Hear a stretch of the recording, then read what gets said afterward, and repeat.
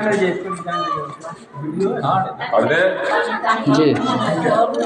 ताली से स्वागत।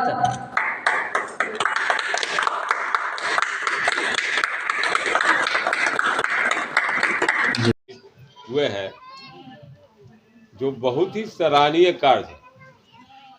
वही कौम जिंदा रहती है जो अपने पूर्वज को याद करती है। सावित्रीबाई फुले का जो कार्यक्रम है उसमें मुख्य रूप से यहाँ पर जो उपस्थित हुए हैं आदरणीय सकलदेव पासवान है। आप नाम समझ गए होंगे कि इनका जो है एक दलित परिवार से नाता रिश्ता रहा होगा, लेकिन आपको बताना मैं चाहता हूं कि ये शिक्षा के बल पर जो ज्योति जो है तो इन्होंने जलाने का काम किया था शिक्षा के दुनिया में, तो सकलदेव पासवान के घर तक वो ज्योति पहुंचा और इन्होंने जब शिक्षा प्राप्त किया तो ये एक सरकार के एक्साइज डिपार्टमेंट में इंस्पेक्टर होकर रिटायर किए। तो वो भी आपके बीच उपस्थित हैं। ये आपके उदाहरण स्वरूप है, एक दलित समाज के हैं, लेकिन पढ़ने लिखने का नतीजा हुआ कि ये इन्होंने एक बहुत बड़े विभाग में जो सरकारी महकमा है उसमें जो है सो ऊंचे पद पर जाकर जो है सो वो जो है सो सेवानिवृत्त हुए। इसी प्रकार से मंचासीन हमारे बीच जो है मोहम्मद कलाम साहब हैं, जो जनता दल यू अल्पसंख्यक प्रकोष्ठ के जिला सचिव हैं। इसी प्रकार से जो है सो आपके बीच के ही लड़का है पप्पू कुमार, समाज सेवा दे रहा है, बच्चों को जो है सो पढ़ा लिखा रहे हैं। ये जो है शिक्षा के महत्व को जानते हैं। इसी प्रकार से जो है यहाँ पर जो है सो गुड्डू जी हैं, वो भी समाज सेवा है, आपके बच्चों को पढ़ाते लिखाते हैं। कम संसाधन के बच्चों को भी वो शिक्षा में जो है सो उसको शिक्षा देते हैं। इसी प्रकार से चांदपुर फदर से आए हैं इब्राहिम साहब हैं, सगीर साहब हैं, और यहाँ पर हमको ज़्यादा खुशी हो रही है कि हमारी यहाँ माँ और बहनें आई हैं जो हमारी आबादी की आधी हिस्सा है। इनके बारे में कहा जाता है कि एक अगर पुत्री पढ़ जाती है, अगर एक पुत्री जो है शिक्षा ग्रहण कर लेती है तो वो पूरा परिवार पढ़ जाता है। और इनके गोद को जो है तो पहला विद्यालय कहा गया है। बच्चा जब जन्म लेता है तो इनके गोद में जाता है, इनका जो आचरण होता है उसी से बच्चा का जो है तो विकास होता है। वो जो है तो समझता है जो उनका आचरण होगा वो अपने आचरण में बच्चे को अच्छा शिक्षा देती है। इसीलिए कहा गया है कि माँ के गोद को जो है तो पहला विद्यालय कहा गया है। यहाँ हमारे इस गांव के जो है अभिभावकगण बैठे हुए हैं, छोटे छोटे बच्चे हैं। सभी लोगों का इस कार्यक्रम में अभिनंदन, स्वागत।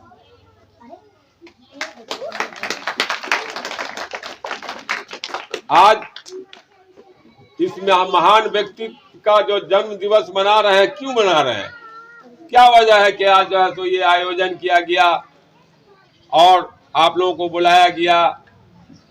आपके बीच कुछ बात रखने के लिए हमारे साथी सकलदेव पासवान, आदरणीय सकलदेव पासवान जैसे लोगों को बुलाया गया। क्या कारण है? ये जो है तो हमारी सावित्री फुले देवी क्या रही हैं?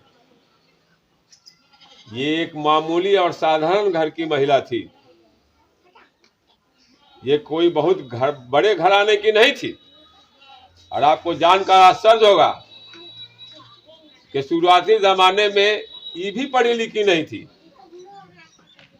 जब इनका विवाह जो है तो ज्योतिबाई फुले से हुआ तो उन दिया है ना, इक्वलिटी राइट, सबका समान अधिकार है ना। उस मानसिकता को हमको घर फेंकना है, हमको नहीं सोचना है। ऊंच नीच का भाव जो हुआ तो हुआ है ना। ये जो है तो समानता की देश है। अब हमको समान अधिकार कैसे मिलेगा ये सोचना है। और वो समान अधिकार जो है आपको शिक्षा ही दिला सकता है। आज क्या है, आज जो है तो आपको बुलाया जा रहा है कि बोलिए क्या है, क्या है बोलने में, क्या है पूछ रही है, लेकिन एक तो आपको झिझक है। झिझक इसलिए है कि आप कम एजुकेशन है, आप पढ़ती नहीं है, लिखती नहीं है। हम आपसे भी कहेंगे कि आप आज महिलाओं से वो कहेंगे कि आप आपस में मीटिंग सीटिंग कीजिए। आप भी जैसे ही लोग जो है तो गप्पाजी फजूल जो है सो कन्या पुत्रों का झगड़ा छोड़िए, उससे ऊपर उठिए और पढ़ाई लिखाई की बात कीजिए, अपने समाज को जो है सुधारिए, है ना। ये अहिंसा का हिंसा भी नहीं करना है। ये चूंकि महात्मा गांधी ने इसको अहिंसक देश बनाया है, अहिंसा का कोई स्थान नहीं है। लेकिन वो भी कब प्राप्त होगा? आपको अधिकार चाहिए तो आपको पढ़ना होगा, आप पढ़िए, आप बच्चे को पढ़ाइए, संसाधन का रोना रोने से। शिव कुमार भाई, हम उनको तहे दिल से धन्यवाद देना चाहता हूँ, धन्यवाद देता हूँ।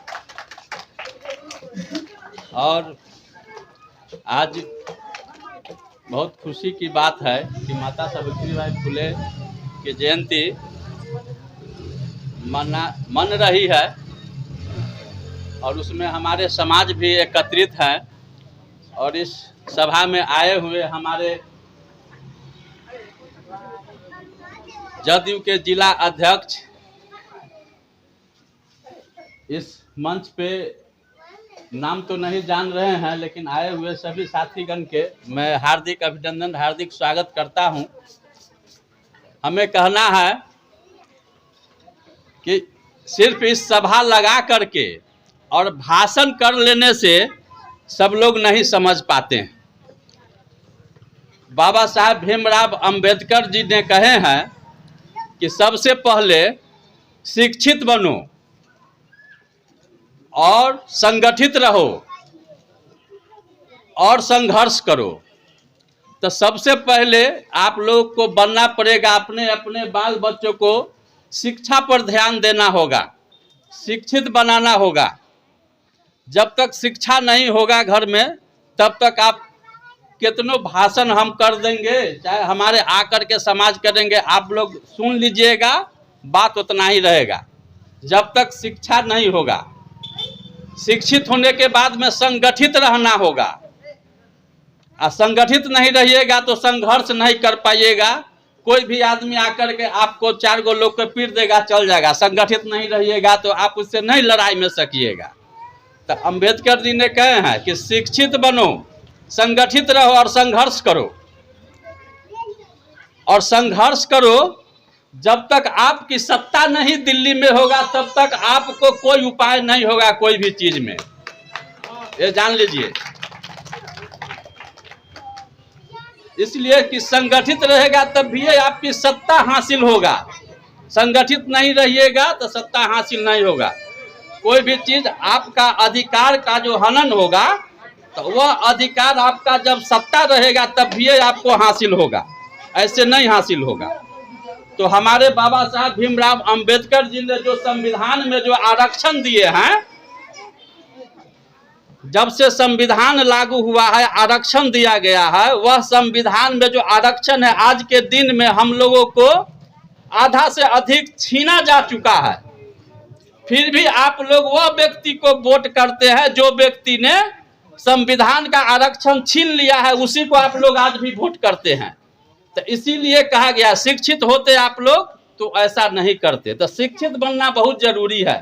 सबसे पहले हिंदुस्तान में यही हमारी माता सावित्रीबाई फुले ने पढ़ाने का काम शुरू किए थे, जो इनको टॉर्चर भी बहुत किया गया कि आपने क्यों शिक्षा दे रहे हैं गरीब लोग को, दलित पिछड़े कुचले लोग को क्यों शिक्षा दे रहे हैं। बहुत टॉर्चर इनको किया गया था शिक्षा देने। जब शिक्षा हम पालेंगे ना तो हमको कहने का जरूरत नहीं पड़ेगा, अपने आप हमको बुद्धि हो जाएगा हमको क्या करना है। हमारे सर जब बैठे हुए हैं, इस सर हमारे साथ हमसे हमारे पदाधिकारी रहे हैं पटना में, जिस विभाग में हमने नौकरी करते हैं उस विभाग के इन सर के साथ में हमने नौकरी किया है। ये हमारे पदाधिकारी रहे हैं पटना में। सर बताएंगे कि जे किस तरह से नौकरी में भी आपको क्रश किया जाता है। तो आप शिक्षित होइएगा। सर हमारे वहाँ भी नेतागिरी करते हैं, पटना में भी नेतागिरी करते थे, पूरा बिहार के अध्यक्ष थे जिस पद पर थे। तो शिक्षित होना बहुत जरूरी है। और शिक्षित के साथ साथ जब हम लोग जाते हैं आप लोग के बीच में समय से कहने के लिए कि जे आप लोग इसको नहीं वोट डालना है, इसको डालना है, तो आप लोग अन्न में बतियाते हैं कि एकरा से के तब पैसा न देले होते तक कहे अबैया, नहीं, वो चीज नहीं होता है। हम लोग इसलिए कहते हैं कि जो हमारा अधिकार को छीनता है उसको नहीं देना है वोट, जो हमारा अधिकार देता है उसको वोट डालना है, इसलिए कहने जाते हैं। तो यह चीज से सबसे पहले आप लोग को संगठित रहना पड़ेगा, तब संघर्ष कीजिएगा। और अपने अपने बच्चों को सबसे पहले शिक्षा देना है। हमारे गांव में जितने भी 15 बरस के लड़का सब जो इन्हें उन्हें बउआता है, बाबा साहब भीमराव अंबेडकर ने मुजफ्फरपुर पोखरेरा स्कूल में दलित के बच्चा के पढ़ने के लिए स्कूल खुलवाए हुए हैं, जिसमें खाना, कपड़ा, रोटी, जूता, चप्पल, पैसा कौड़ी सब मिलता है फ्री ऑफ कॉस्ट में। वहां आप लोग अपने अपने बच्चा को पढ़ाइए जो कि प्रथम वर्ग से लेकर के इंटर करके तक निकलेगा, उसमें से फ्री ऑफ कॉस्ट 1 रुपया नहीं लगेगा। तो वहां थी कि ये कीजिए ना, खाली यहाँ भाषण हम लोग कर ले वैसे नहीं होगा। बच्चा को पढ़ाइए, तब बच्चा अपने आप जानेगा कि जो हमारा अधिकार क्या है। अब विशेष नहीं हम बताएंगे, विशेष सर लोग आए हुए बताएंगे। इन्हीं शब्दों के साथ मैं अपनी वाणी को विराम देता हूं। जय हिंद, जय भारत, जय संविधान।